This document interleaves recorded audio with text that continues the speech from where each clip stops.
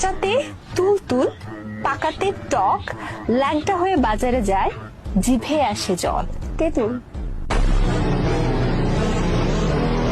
1 বছর পর দেখলাম, তারপর ধরলাম, ভালো লাগলো, একটু টিপলাম, নরম লাগলো, তারপর একটু চুষে দিলাম, মজা লাগলো। ইস কি?